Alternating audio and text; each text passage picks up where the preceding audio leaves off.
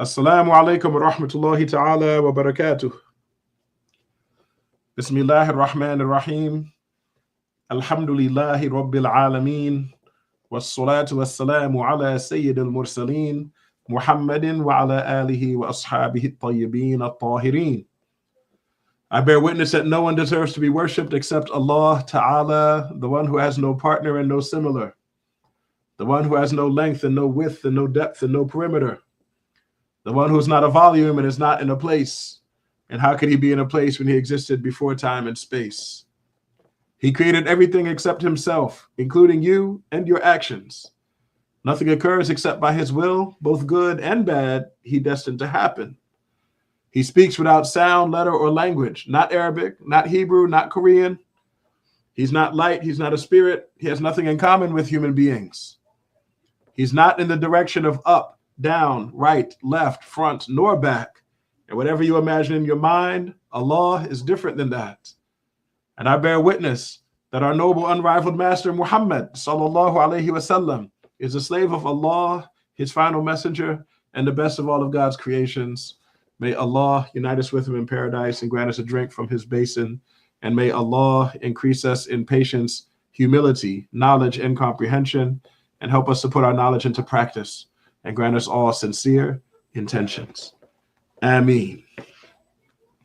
Ameen. We're continuing in the book, the Hadrami Introduction, Al-Muqaddimah Al-Hadramiyya, which was written by the great scholar, the Allama Bafadl Al-Hadrami, rahimahullah. We've made it to page 16 in the book. In the lower part of the book, entitled Purifying Impurities. So before I go into this section, I just want to, restate something to make sure it's very clear. When we're talking about purification, we're sometimes talking about this thing called hadath. And sometimes we're talking about this other thing called najas. Hadath and najas are two different things. Okay? We studied earlier in the book that there are 4 things that cause minor hadath, minor ritual impurity, minor hadath, to come onto your body. And if any of those 4 things happen, well then, in order to get that hadath off of your body, you need to do something called wudu. Wudu removes minor hadath. We also mentioned some things that cause major hadath to come onto your body. Things like sexual intercourse, things like the release of semen, things like the like menstruating and postpartum bleeding, childbirth. Okay, these things cause major hadath to come onto your body. And the way you remove major hadath from your body is by doing something called ghusl. Okay, wudu and ghusl pertain to hadath. They pertain to hadath. What we're talking about nowadays is this other section over here, najas. We talked last week about the things, the specific things, and the book numbers them as 9 things, but I explained that I usually count them as 15 things. Same list, but to me, I count them up to 15, and he combines things together and counted them as 9. But these 15 things are completely different from the 4 things that cause minor hadath and the 5 or 6 things that require a ghusl. These 15 things are separate things. These things that are najas, they are physical, tangible things. Whereas hadath is not a physical, tangible thing. Hadath is a ritualized impurity. It's ritual impurity. It's not a physical thing that's on your hand. When you make wudu, you're not washing a physical impurity off your hand.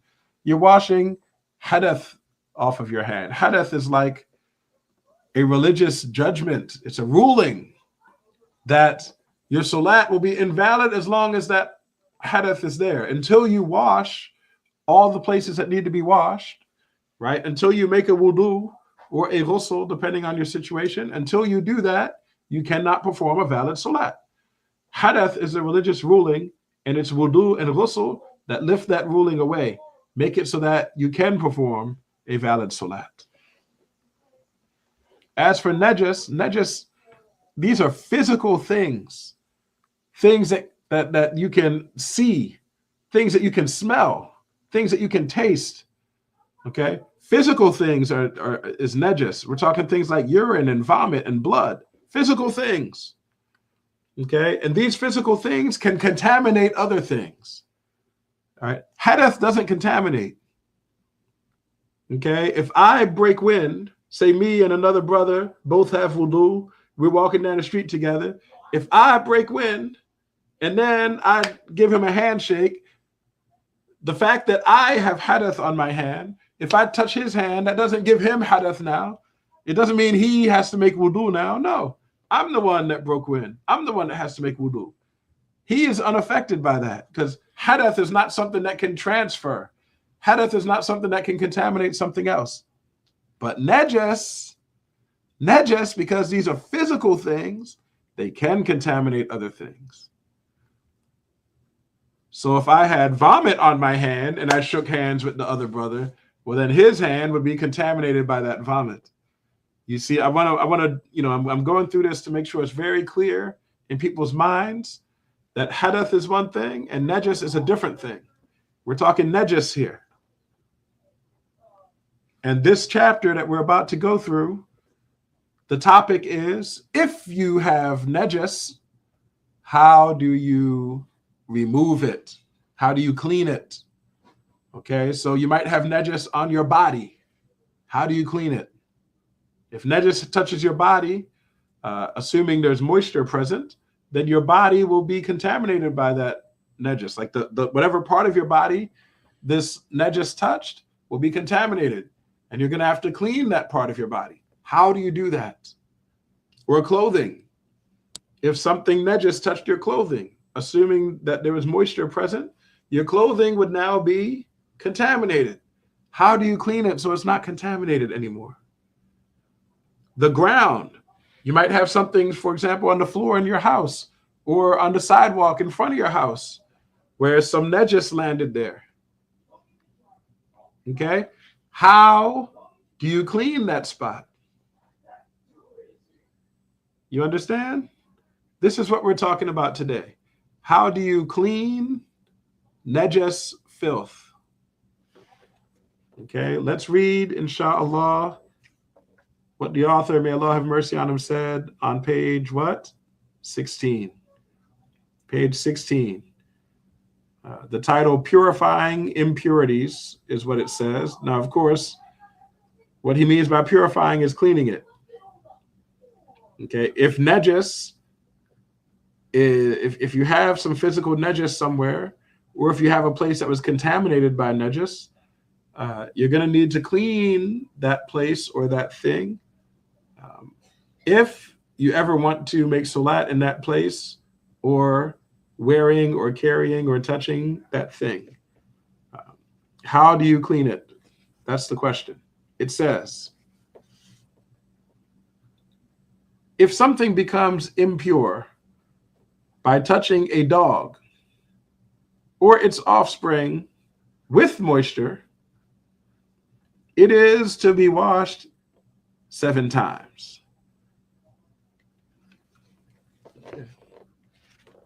So the chapter begins by talking about the worst kind of najas filth. Because even though there are 15 types of najas filth, they're not all equal. Okay? You're going to see that there's a type of najas which we call like heavy najas. And there's a type of najas which we call light najas. And then there's a type in the middle, which is just like normal najas. So most of that list of 15 things is normal najas, but there are some things that are heavy najas, and there's something that is light najas. So we're going to talk about how you clean these 3 different types. How do you clean heavy najas? How do you clean light najas? And how do you clean like moderate najas, the normal najas? The author, may Allah have mercy on him, begins by addressing heavy najas. Heavy najas would be najis that comes from a dog or from a pig or from something that's part dog or from something that's part pig. Okay, so it's the offspring of a dog with something else or the offspring of a pig with something else. These things are what we call heavy najis. In order to clean something that's been contaminated with heavy najis, you need to wash it 7 times. And one of those washings needs to be with soil. What does that mean? It means that you're going to have to wash it no fewer than 6 times with pure and purifying water, as well as 1 time where your pure and purifying water has been mixed with pure and purifying soil. This is how you clean the najasa of a dog. And remember, pigs are similar to dogs, and the offspring of dogs or pigs are also similar to dogs. Those animals all have the same ruling. Okay? Now, when we say one of these washings must be with soil, we mean pure and purifying soil is mixed into the pure and purifying water. So the water doesn't look like pure water anymore. You see that there's soil floating around in it. Okay, the water goes from being kind of clear looking to being something that's like brownish. Okay, I'm not saying you make it into mud. No, it's not that much soil you're putting in. You're putting in soil such that you see that there's soil floating around in it. Okay, that's what's required. 7 washes, 1 of them mixed with soil, and the other 6 not mixed with soil. It doesn't matter which one has the soil. It could be the first one. It could be the last one. It could be any of the 5 in between. Any one of the 7 washes could be the one that has the soil. But most people prefer for the first wash to be the one that has the soil. And there are reasons for that I'm not going to go into here. But generally speaking, you're going to want the first wash to be the one that's mixed with soil, and then the other 6 washes to be plain water. And there are several wisdoms in doing it that way, but one of the simple wisdoms is that if you put the soil in the first wash, well, then the subsequent 6 washes will not only be cleaning the najasa away, they will also be cleaning the soil away. Okay, so that's one of the wisdoms in it, but there are more pressing reasons to start with the soil. Let's read it again, page 16. It says, if something becomes impure by touching a dog or its offspring with moisture. Okay, this with moisture is a very important condition because najasa can only contaminate something if moisture is present. For example, let's say a dog is walking down the street and that dog is dry. If the side of the dog brushes up against your pants leg and your pants are dry and the side of the dog is dry, then guess what? You don't have to wash your pants. Your pants have not been contaminated by dog filth because even though the dog is filthy, because there is no moisture present, the filth of the dog did not contaminate your pants. But if, instead of the side of the dog brushing against your pants, if it had been the dog's nose or the dog's tongue, if the dog came and licked your pants, or if his nose touched your pants, then your pants would be contaminated because a dog's nose is moist, it's not dry, and a dog's tongue is moist, it's not dry. So the fact that moisture was present means that contamination occurred. And the moisture doesn't have to be on the dog. Let's say you were jogging and your pants are moist from the sweat. You were sweating a lot under the pants, and so your pants leg is a little bit moist from your sweat. So now if the side of the dog brushes against your pants leg does get contaminated, even though the dog is dry. because your pants leg has moisture, contamination still takes place. So it doesn't matter which of the two things that touched each other had the moisture. As long as moisture was present, the contamination occurs. Inshallah, that's understood. It says, going back to the start of the paragraph, if something becomes impure by touching a dog or its offspring, or a pig or the pig's offspring, with moisture, meaning moisture was present when this touch occurred, it is to be washed 7 times, meaning in order to purify that spot that got contaminated by the filth of the dog or the pig, you would have to wash that spot 7 times.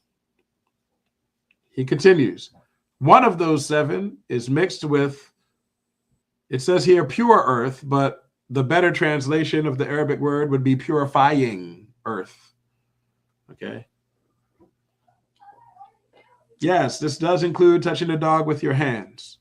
Okay, if your hand is moist and it touches the dog, your hand is now contaminated and you will have to wash your hands 7 times. One of those washes with soil.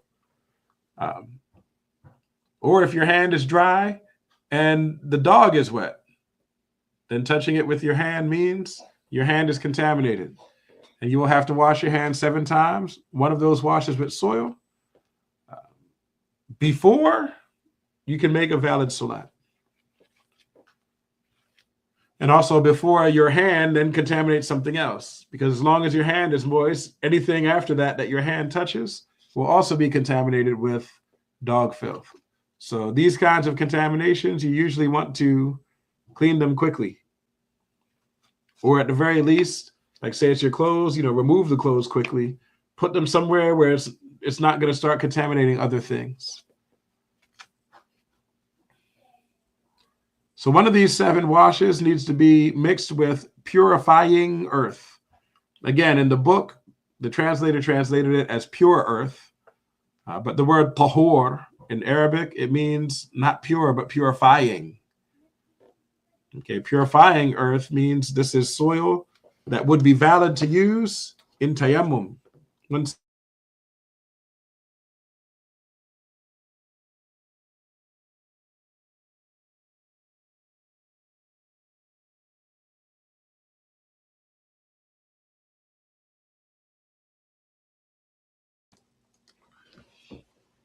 So purifying soil is soil that would be valid to use in tayammum. Okay, it has to be soil that is itself not contaminated with anything najis, because then that would make the soil impure. But also it must be the case that soil has not already been used for some kind of purification. Like that soil has not already been used for tayammum or already been used to clean the najasa of a dog. So when we say purifying soil, we mean soil that is A, uncontaminated, and B, has not been used for purification previously. So one of your 7 washes needs to be with a mixture of purifying water with purifying soil. The other 6 washes just need to be purifying water. The soil does not need to be there. The author continues, and it is best to be the first one.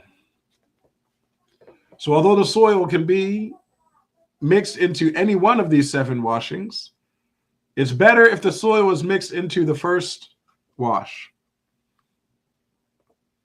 He says, then any other but the last.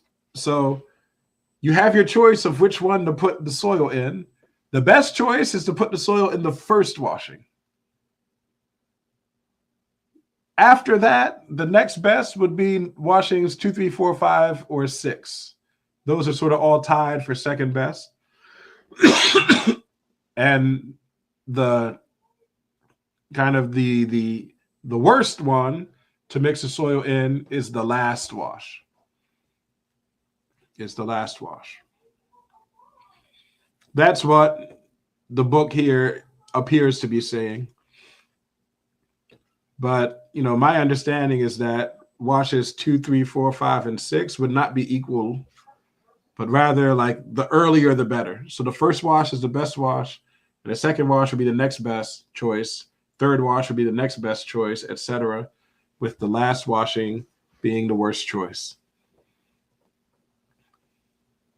I should also clarify that how do you count these washings?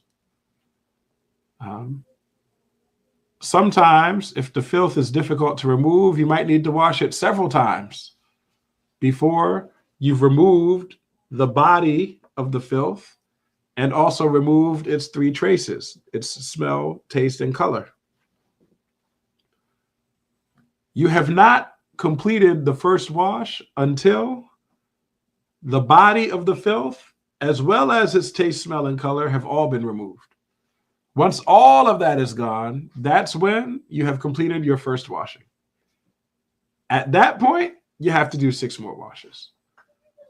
And so what's recommended is to be using the mixture of water and soil for as many washes as it takes to completely remove the body of the filth, as well as the taste, color, and smell. At that point, you've completed the first wash, and you completed it using the mixture of water and soil. Inshallah, that is clear now. The last sentence in the paragraph, it says, the swine is similar to the dog. Swine, of course, refers to pigs.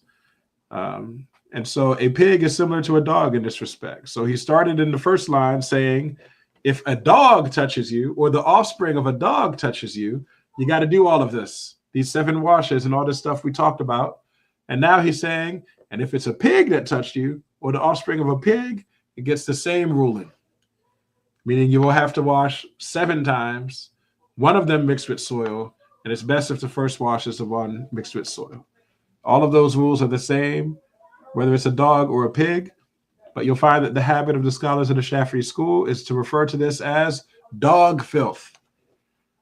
Okay, dog filth. And this is because our Prophet sallallahu alaihi wasallam specified a dog in the hadith. He didn't talk about pigs. He said, if a dog drinks from one of your containers, then wash that container 7 times, one of them mixed with soil. Okay, so the Prophet alaihi salatu wasallam specified the dog. So that's why the scholars usually refer to this as dog filth, because that's what the Prophet alaihi salatu wasallam mentioned. It's the Shafi'i scholars who then said, well, if a dog requires 7 washes, then there's no way a pig would require less than that, right?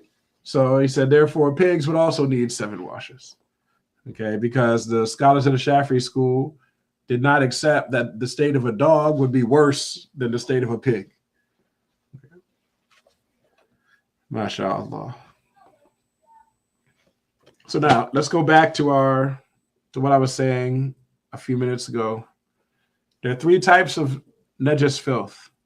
There's what we call heavy najas, there's what we call light najas, and there's what we call moderate najas. Okay. Almost everything in the list of things that are najas are moderate. Okay. The things that are heavy najas are just what we mentioned here. The dog and the offspring of a dog, the pig and the offspring of a pig. These things are heavy najas. And the way that you clean heavy najas is by washing it 7 times, one of those washes mixed with soil. Now let's talk about light najas. There's also a type of najas which is light. It says, that which becomes impure with the urine of a boy, he says here, that is yet to be weaned. I find that translation to be like too vague. I think you should scratch out is yet to be weaned, and in its place, I think you should write has not eaten anything except milk. So the sentence should now read, that which becomes impure with the urine of a boy that has not eaten anything except milk is sprinkled with water.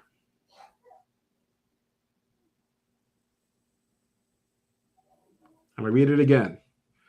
That which becomes impure with the urine of a boy that has not eaten anything except milk is sprinkled with water.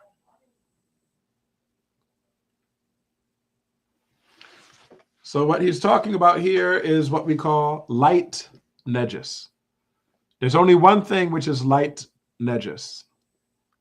There were four things that were heavy najis. There's only one thing that's light najis, and it is urine. But not urine from anybody. It's the urine of a boy. Okay, a boy. When I say boy, I mean a male child. I'm not talking about a girl, and I'm not talking about an adult. I'm not even talking about most children. Okay, in order for the urine to be light urine, it must be the case that it's urine, okay, not feces, not vomit, but the urine from a boy, a baby boy, who has not yet reached 2 lunar years of age. Okay, so this baby has to be within the age range where it's permissible to, I don't want to say permissible here, but according to the Sharia, the baby, the period of time for which a child is breastfed should not be longer than 2 years. So we're talking about a baby that's still within that period. They're less than 2 years, 2 lunar years. All right. Remember, in the text of Sharia, in the text of Islamic law, when they say year, they're talking about Islamic years, which are lunar years and are shorter than the solar years that the Christians follow. So we're talking about a baby which has not yet reached 2 lunar years of age. And that baby is male. And the thing that came out of the baby was urine, not something else. And on top of that, this particular baby boy has never eaten anything for the purpose of nourishment other than milk.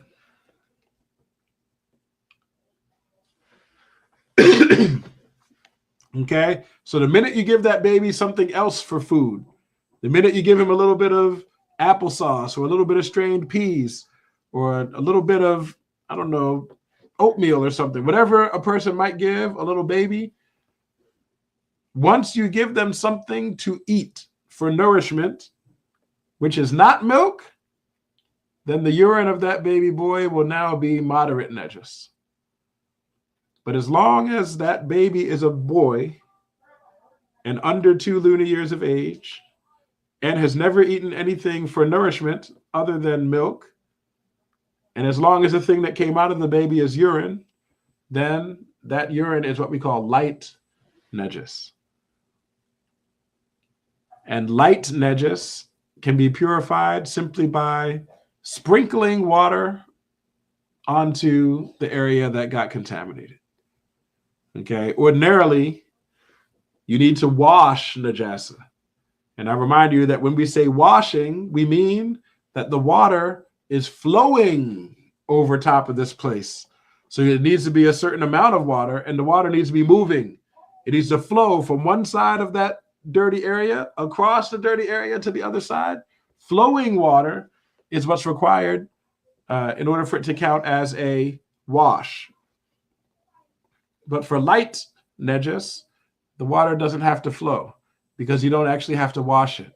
It's enough to sprinkle water all over it such that every part of the affected area got touched with water. And an easy way to do that is to use a spray bottle. If you have a spray bottle just filled with water, you just spray water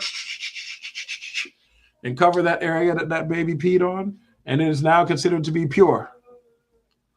Okay, but this only applies if the baby is a boy.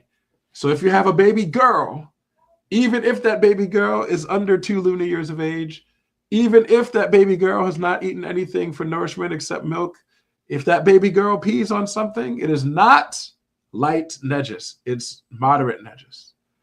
Okay, the urine of a baby girl is moderate najis, whereas the urine of a baby boy is light najis when all those other conditions are satisfied.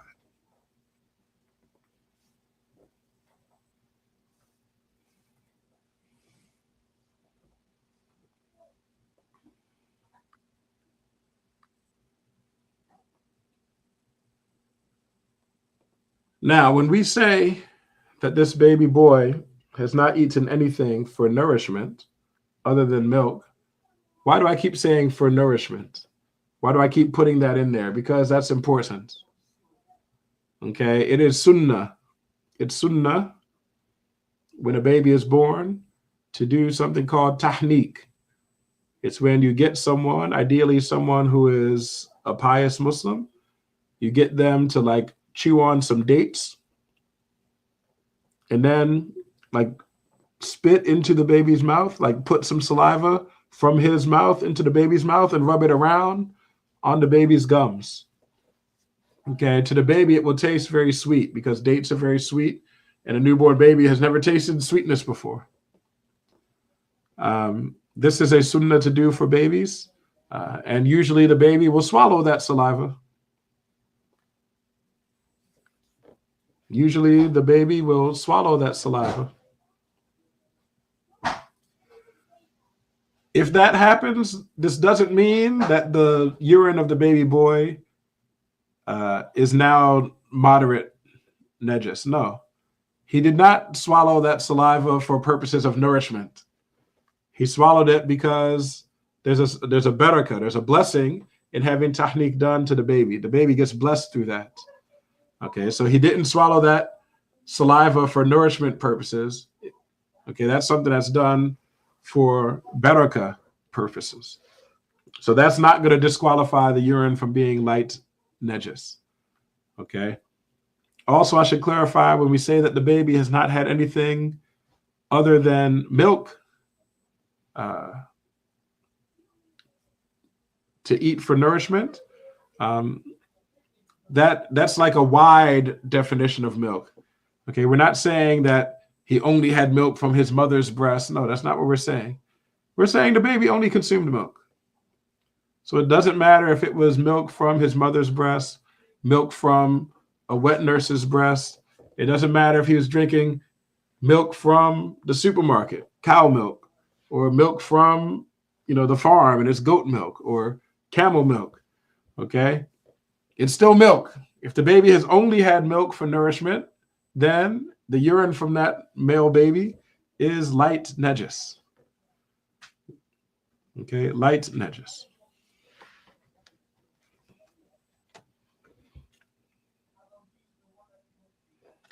I see some of you asking, why is it different for a boy than a girl? This is the ruling of the madhab. I don't recall offhand what the proof is for why this applies to boys rather than girls. But I can say, as someone who is the parent of both a boy and a girl, it's obvious when looking that the urine of the boy is very different than the urine of a girl. This is something that's very easy to see, mashallah. The boy's urine is much lighter. Like the urine of the girl is almost like concentrated urine compared to the boy's urine. In fact, I think this may even be true just in general, not just for babies, but I think women do a better job of not wasting water in their bodies than men do. And the result is that a man's urine is more watered down than a woman's urine is. But obviously this all fluctuates with what you eat and how much you drink, etc. But in general, a woman's body is more efficient in its use of water than a man's body is.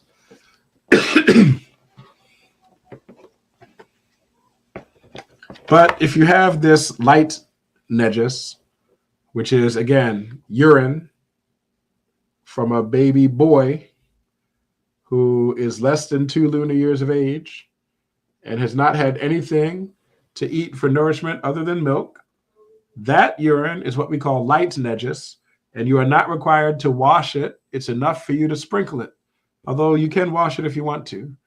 But you could do something less than that, which is just to sprinkle the area with water.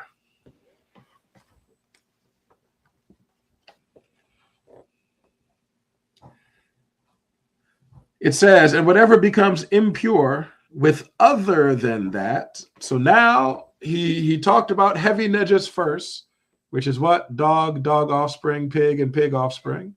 And then he talked about light najis second, which is what? The urine of a baby boy that meets all those conditions.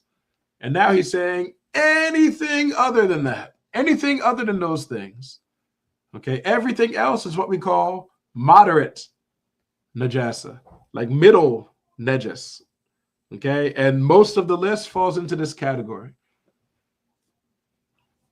Right, these moderate types of najis, the way you clean them in general is you pour pure and purifying water over that spot until the body of the najis is gone and its 3 traces are also gone. And when I say 3 traces, I'm talking about the color, the taste, and the smell. Okay, so you're just going to pour water on that spot until the bulk of the filth is gone, and the color is gone, and the taste is gone, and the smell is gone. That's how it works. But the author here, may Allah have mercy on him, he's going to clarify an important distinction here. And that is that najis filth, like one way of dividing it is into the 3 categories I've mentioned, heavy, light, and moderate. But there's another way of dividing najis, not, this heavy, light, and moderate najis is divided according to the source of the najis. Like, was it a dog or a pig? Was it a baby with all those conditions? Or was it something else? Okay, the source of the najis is one way to divide najis into these 3 categories, heavy, light, and moderate. Another way to divide najis is something that ignores the source of the najis and instead focuses on the human being and what the human being is able to detect. And when you look at it from that angle, najis filth can be broken into 2 categories. One category is what we call Ainiya, najasa Ainiya. Ainiya, meaning it has substance to it. And the other category is najasa hukmiya. Hukmiya, which means it's just a religious ruling. There's no actual substance there. Okay? You have another way of looking at najasa is splitting it into these 2 categories. I'm going to say it again. Ainiya and hukmiya. Ainiya, or substance filth, means that the human being, using his senses, is able to detect the presence of that najis filth. Okay, so when najis is ainiya, it means the person can see it, or smell it, or taste it. Okay, he can see it, or smell it, or taste it. This type of najasa is called ainiya. For example, if a person peed on your steps outside your house, when this person first pees, it'll be easy for you to see because you can see the liquid there. And you might also be able to smell it. But if you don't clean it right away, if you just ignore it, the next day you might come out and you might see that the urine is all dried up and you can no longer see any fluid there, but you might still be able to smell it. So because you can detect it with your senses, that najis filth is still called ainiya. It's still called substance filth because it can be detected with your senses, because you can smell it, or you might even see some discoloration. Like, even though the urine itself dried up, but maybe the spot where the urine or where the urine was is a different color than the part around it that didn't get peed on.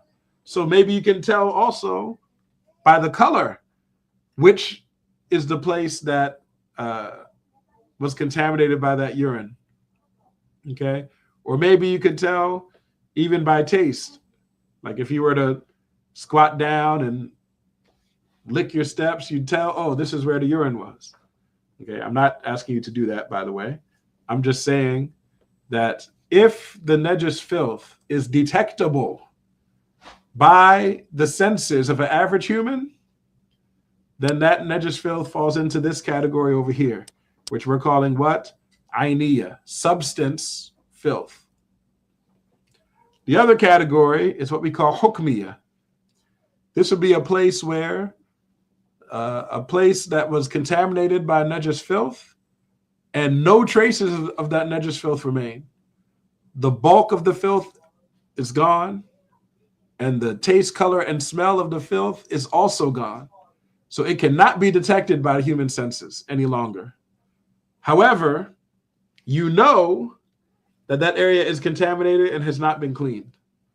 So you know that the ruling, the hukum, okay, it's called hukmiya because the hukum, the ruling of the Sharia, is that this area remains contaminated.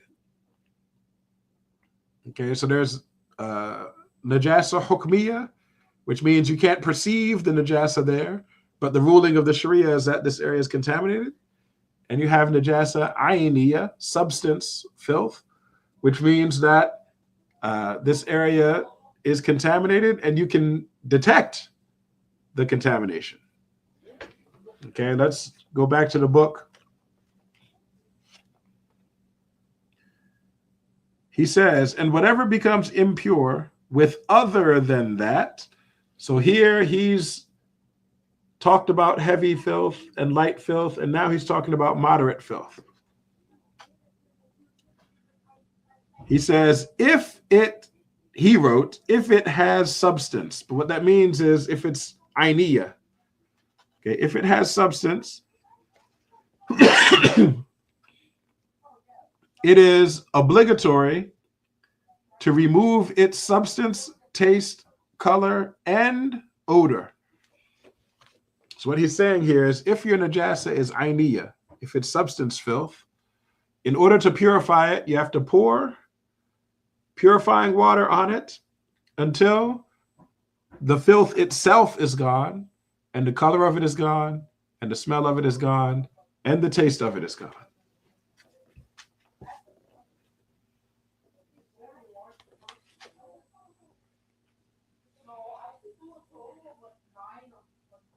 So what are you going to do? I'll say it again. You're going to pour purifying water onto the contaminated area, and it's going to flow over that area until the body of the najis filth is gone, and the color of it is gone, and the taste of it is gone, and the smell of it is gone. He says it doesn't matter if, of course, the actual Arabic doesn't say it doesn't matter. Rather, it says there's no harm if. Okay, there's no harm if either the color or odor remains due to difficulty in its removal.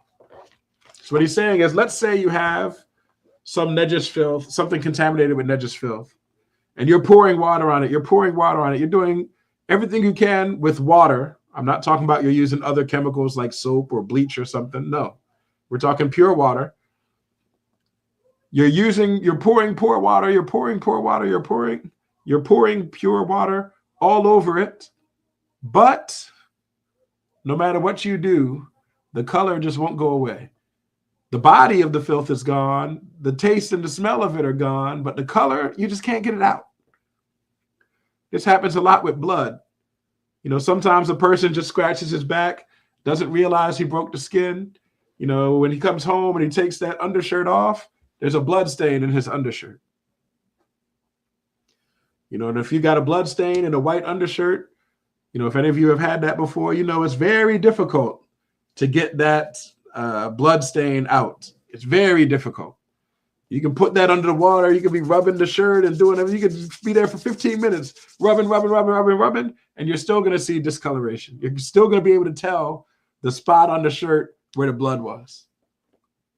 What he's saying in the book here is there's no harm if the color remains because of a difficulty in removing it. If you've washed it well and the body of the filth is gone and the smell and the taste are gone and only the color remains, then in that case we say the area has been purified. The fact that the color remains after you've washed it well does not cause any harm. It doesn't cause you it doesn't cause the ruling to be that it's not purified. No, we say it is purified because you've washed it well and only the color remains. The same is true for a smell. So if you've washed it well, you spent time and effort doing whatever you can to try to get the smell out, but the smell just won't go out. The body of the filth is gone, the color is gone, the taste is gone, but the smell is still there. In this case also, we would say that the fact that the smell remains after you've washed it well, the fact that the smell remains is not going to cause any harm. The ruling will be that this garment is now purified. So if the color remains alone, then we still say the garment is purified. If the smell remains alone, then we say the garment is purified. But if both the color as well as the smell remains, we would say, no, it's not purified yet. This garment is still contaminated. You have to keep washing. All right, we'll excuse color alone or smell alone. We won't excuse both of them. So you need to keep washing. It's still contaminated. As for the taste is not excused if the taste remains. Even if only the taste remains, it's still not excused. Because if the taste of the filth remains on the garment, that is evidence that the actual body of the filth is still there. Okay, that is evidence the body hasn't been completely removed, so it's not excused. You need to keep washing until the body is removed and until the color, taste, and smell are all removed. But like I said, if color alone remains, it's excused. If smell alone remains, it's excused. But taste alone is not excused, and combination of color and smell also are not excused. So let's read what it says here. There's no harm if either the color or odor remains due to difficulty in its removal. But again, this next, it does matter. I changed it to there is harm, just to be closer to the actual original text. It says, but there is harm if both remain or the taste alone remains. And that's what we just discussed. That's the ruling for what? Najasa ainiya. Okay, substance filth. The rule is what? You pour purifying water on it until the substance is gone, as well as the color, taste, and smell. And if the color alone remains, it's excused. If the smell alone remains, it's excused. Otherwise, you have to keep washing. But what if the najasa that's there is hukmiyah? What if it's not detectable to the human? You can't, there's no body there, and you can't, there's no color there, there's no smell there, there's no taste there. There's nothing there. There's nothing to be washed. All that's there is the knowledge that this area was contaminated and has not yet been washed. But all evidence of the contamination is gone. But the knowledge of the contamination, you know it's contaminated and hasn't been cleaned yet. What do you do in that case? The author, may Allah have mercy on him, says, if the impurity doesn't have substance, okay, meaning if it is hukmiyah, okay, meaning you can't detect it with your senses, he says it is enough to allow water to flow over it. So if you have that space, that space that, you know, got contaminated, say somebody, I don't know, poured I don't know, a little bit of alcohol landed on a spot on your floor, and then it dried up. You went back the next day to clean the area and you found that the alcohol was not there anymore. That little spot had dried up and it didn't leave any discoloration and it didn't leave a smell or a taste. As far as you can tell, nothing happened, except you remember that some alcohol fell there and you know that no one's cleaned it yet. What do? The author, may Allah have mercy on him, says you just pour purifying water over that spot, and then it will be purified. Okay, because the rule is if something's contaminated by najis filth, you pour purifying water on it such that it flows over it until the substance is gone and the color, taste, and smell are also gone. In this case, those things are already gone. So it's just a mere formality. Just pour the water, let the purifying water flow over it, and now the ruling of the Sharia is that this area is purified. It's clean because purifying water flowed over it. And after the purifying water flowed over it, there's no substance of the najis filth remaining, no color, no smell, no taste. So it's now purified.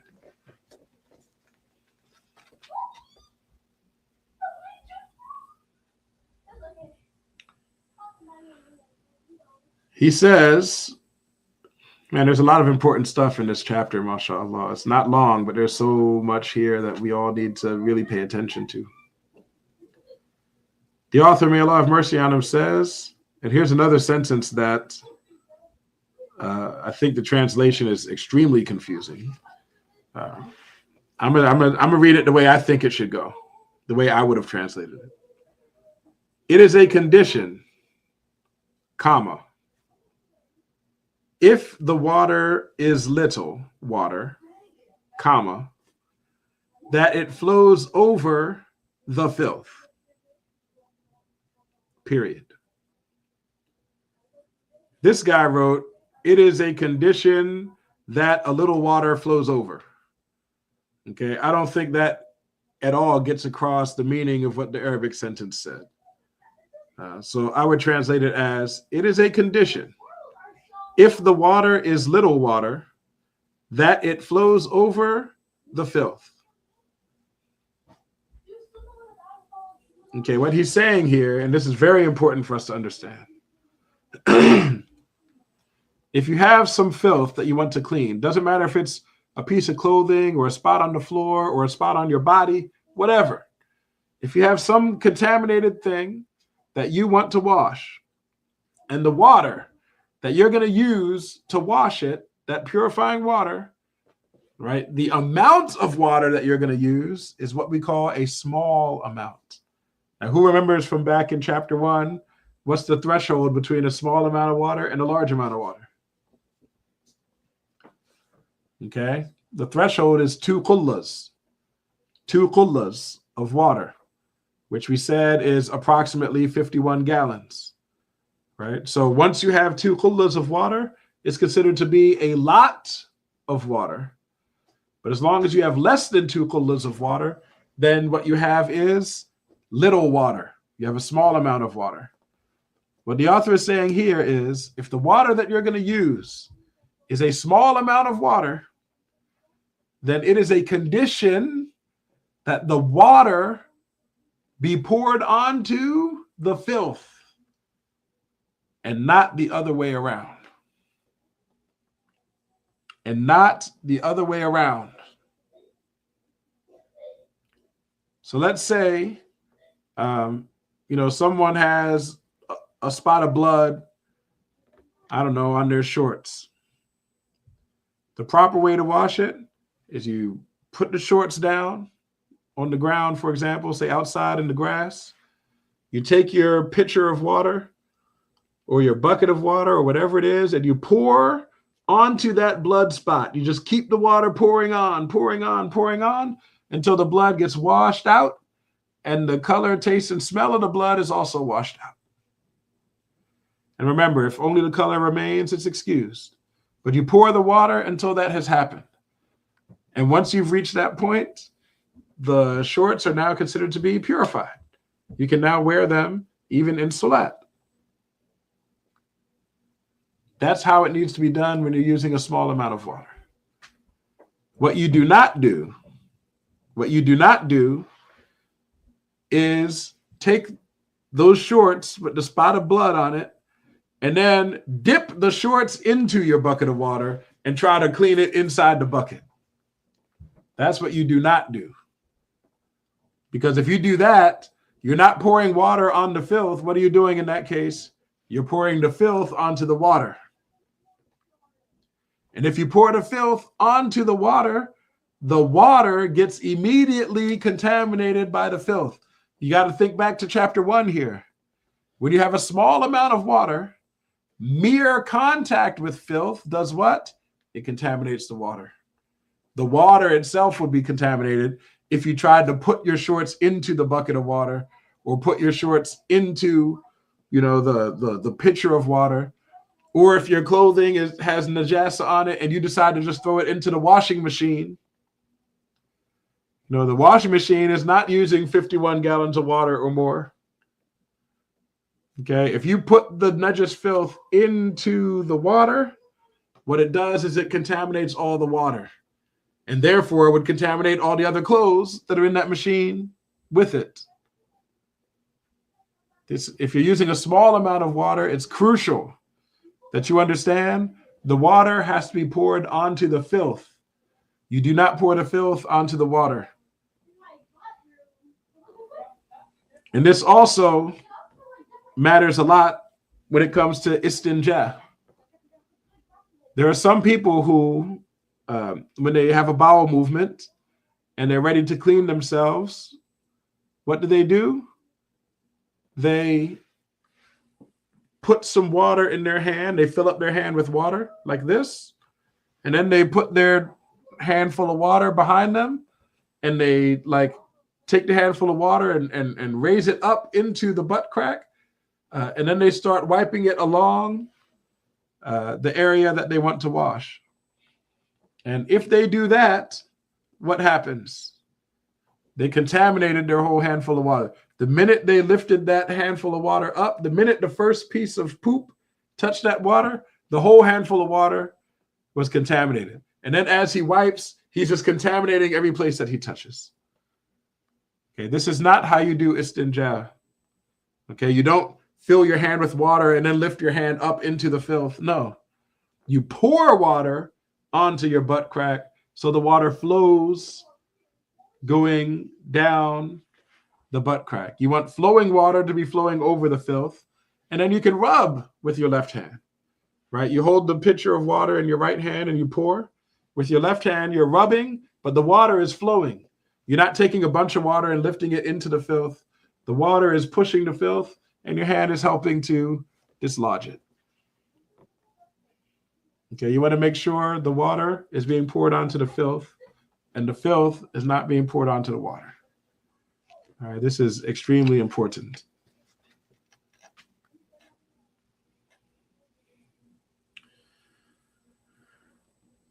And then what is the ruling of that water after you've cleaned some filth? So again, say, the cat pooped on the carpet and you're pouring water, or better yet, for easiness sake, let's say it's not a carpet. Let's just say you have hardwood floors. All right, the cat pooped on the floor. You picked up the cat poop, put it someplace, but that spot where it was, there's a little bit of poop still there, maybe some smell. You pour the water onto that spot, and you make sure the water flows over the spot. What's the ruling on that water after it flowed over the spot? Do we say that water is now contaminated? Do we say it's not contaminated? What's the ruling of that water? The author, may Allah have mercy on him, said, the small amount of washing water, okay, what he means is, after you've poured the water over the filth, the small amount of washing water is pure, meaning it's not contaminated. As long as, and we're going to mention some conditions here, it's not contaminated as long as, number one, it doesn't change. So the water that you poured on the filth did not acquire, the taste of the water didn't change because it contacted the filth. And the color of the water didn't change because it contacted the filth. And the smell of the water didn't change because of contact with the filth. Okay? The attributes of the water did not change. The taste, color, and smell of the water didn't change. If that's true. And there's another condition he didn't put in here. which is that the weight of the water did not increase. Okay, the weight of the water did not increase after taking into account that whatever substance you're washing might absorb some of the water. What does that mean? Just imagine there's filth. So in this example, there's a little bit of cat poop on the floor. And when you pour water on it, the water that flows away, if it's carrying little bits of cat poop in it, then that means the weight of that water increased. Because it's the same amount of water, except now it has bits of cat poop in it. So the water would be heavier. Because the water is heavier, we say then that water is contaminated. Okay? Because if the taste, color, or smell changes, it'll be contaminated. And if the weight of the water changed, it would also be contaminated. And you have to take into account that whatever substance you're pouring the water on might absorb some water. Imagine someone's trying to wash a sweater. Okay, someone spilled some beer onto your sweater. And so you take the sweater off and you're pouring water on your sweater to clean away the beer. And, imagine that the weight of the water that you poured onto your sweater was, say, 20 grams. And then the weight of the water that dripped out the other end of your sweater was also 20 grams. It didn't increase in weight. Okay, it's still 20 grams. In this case, we would say that the water is contaminated. Why is it contaminated? Because the water actually did increase in weight. Why do I say the water increased in weight? Because your sweater absorbed some of it. If you poured 20 grams of water onto the sweater and 20 grams came flowing out the other side, well, you got to take into account that some of the water got absorbed by the sweater. So there's probably another, 5 grams of water in the sweater that didn't come flowing out the other side. So it would mean then that the total weight of the water is 25 grams, right? If you poured the water onto something that absorbs water and the water comes out the other end the same weight, what that means is the weight of the water did increase. It's just that, the substance you poured it on absorbed some of the water. And that's the only reason why you didn't notice the increase. But the increase occurred if the substance absorbed water. Whereas some substances don't absorb water. If you're pouring water onto a linoleum floor, the floor is not going to soak up that water. Okay, but these are the conditions, right? If you pour water onto najis filth, and the najis filth is purified, meaning the substance of the filth is gone, the color, taste, and smell of the filth are gone. If all of that happens, then we say the area has been purified. But what about that water? Well, as long as the taste, color, and smell of the water didn't change, and as long as the weight of the water didn't increase, okay, and as long as the area has been purified, then we say this water is still pure. It's no longer purifying because it's been used to clean najis, but it's pure, meaning it's not contaminated. Whereas if any of those conditions were lacking, it would be contaminated. Okay? So if the color of the water changed, even though it purified the area, if the color of the water changed, that water is contaminated water. If the taste of it changed, that water is contaminated. If the color, taste, smell of it changed, that water is contaminated. If the weight of the water increased, that water is contaminated because it must have dissolved into it some of the najis filth. Or if you did not purify the area, if you poured water over a spot and the water flowed and flowed, but the najis filth is still there, or part of it is still there, or the taste, color, or smell of it is still there, then what does that mean? It means the water failed to purify the area. And so that water, because it's a small amount of water, it was contaminated by coming into contact with the najasa. These rules are all very, mashallah, important to understand, especially if you're in a situation where contamination with najis filth can happen easily. People who have pets, it's very easy to contaminate something with najis filth if you have a pet. People who spend time around kafirs, it's very easy to get something contaminated when you're spending a lot of time around kafirs, because these kafirs, they drink alcohol. Sometimes they might be real close to you drinking alcohol. Someone might get up, you might be at like a baseball game or something, and then somebody next to you orders a beer and they pass it down the road to that person. He's right next to you drinking a beer. You're trying to ignore him and just watch the game. He starts cheering and he lifts his hand up and beer goes flying, lands on your clothes. You might have a neighbor that has a dog. Or you might have a baby. Babies vomit. Okay, you never know when a baby's going to vomit. You end up having najis filth on your clothes or on your floor. There's all kinds of situations where this can happen. You never know when it's going to happen. So you need to keep this information at the top of your mind so you know how to operate, so you know how to deal with it in the proper way.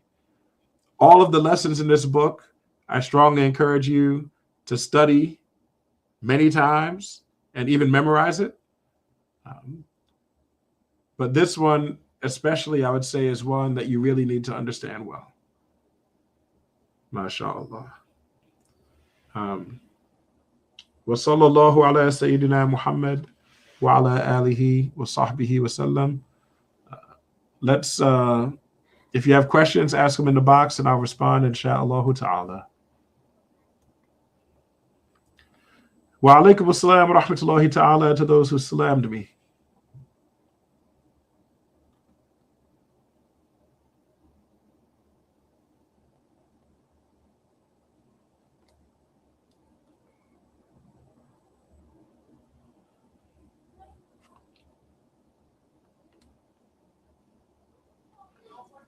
Someone asked, can a form of najasa ainiya be when someone is cooking pork and its smell gets into your clothes? So first thing I'm going to say is, pork in this question is just an example. Even if someone was cooking beef, but it's haram beef, no difference. Okay, there's no difference here. Remember, any meat that's meta, like meat that's not halal meat, is najis. Okay, so if someone's cooking some haram meat and the smell gets into your clothes, the question is that a form of najasa ainiya?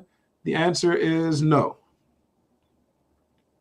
Okay, the air around you is not something that contaminates. Okay, the air doesn't contaminate. Okay, now if you got close to that cooking meat and a bit of oil popped out of the skillet and got onto your clothes, that would contaminate. Or if it's boiling fast and some a little bit popped out of the pot and got onto your clothes, that would contaminate. But if you're just talking about air in your house carrying a smell, then no, in this case we would say there's no moisture, and so the contamination doesn't occur.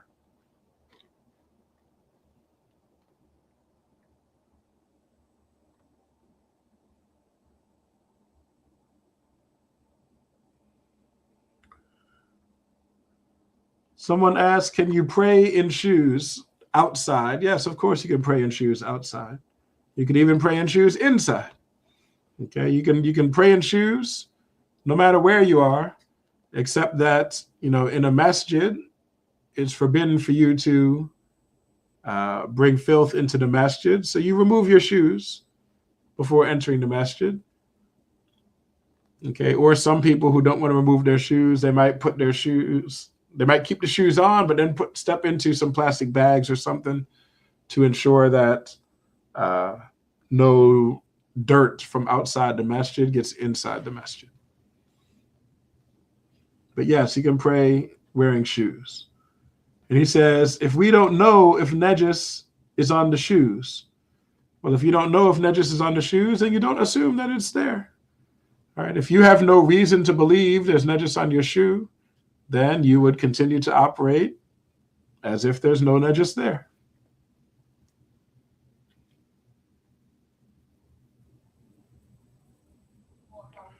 He said, if one is on dry land and using a prayer rug, so the land is dry, you don't have any evidence that your shoes are najis filthy, so therefore, as far as you know, you're wearing pure clothing and standing in a pure place. So yes, you can pray.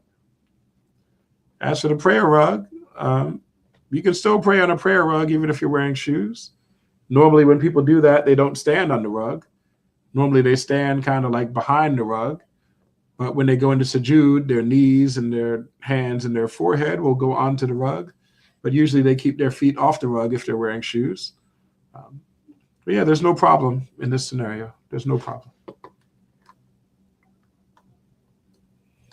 Now, of course, if you knew that there was najis filth on your shoes, then you can't wear those shoes while you pray.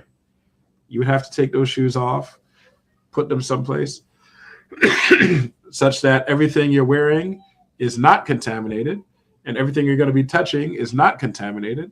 And then you pray like that. And after the salat, if you need to put those shoes back on, you can put them back on. And that's the last question I have here. All right. Let's say La ilaha illallah. La ilaha illallah. La ilaha illallah.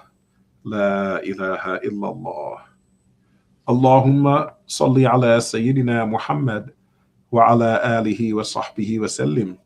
Allahumma salli ala Sayyidina Muhammad wa ala alihi wa sahbihi wa sallim. Allahumma salli ala Sayyidina Muhammad wa ala alihi wa sahbihi wa sallim. Rabbi ighfir li wa lil mu'minina wal mu'minat. Rabbi ighfir li wa lil mu'minina wal mu'minat. Rabbi ighfir li wa lil mu'minina wal mu'minat. One more question came in.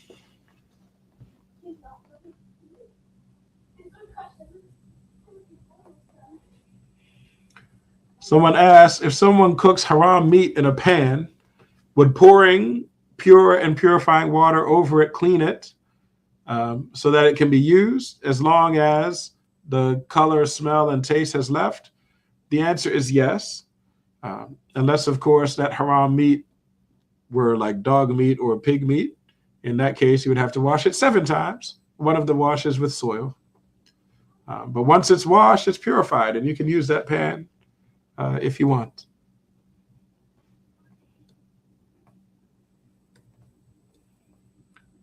All right. Well, if there are no other questions, then I hope to see you next week, inshallah, at this time. 7:30 on Thursday nights, inshallah ta'ala, Eastern time. Other than that, may Allah bless you. May Allah keep you. May Allah make your affairs easy. And may Allah grant you success in this life and the next. Assalamu alaikum wa rahmatullahi ta'ala wa barakatuh.